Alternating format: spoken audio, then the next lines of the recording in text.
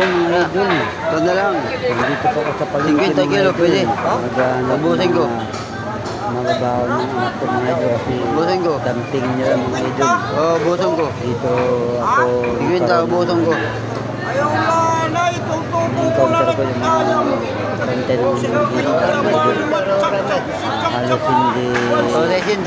matawad ako mga idol. Pero hindi ako pinapatawad mga idol.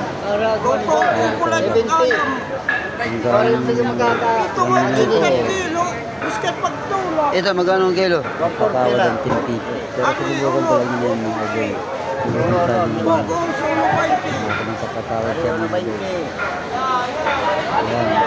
Ako mga idol. Nasuwa ko ng sobra 1 kilo. Kasi nakatapos talaga din yung manok doon sa kabila.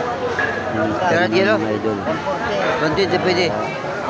120. Pati share na lang po mga idol. Kung bigyan ito mga idol. Diyan na ako yun. Bilihan na. Itong araw mga idol.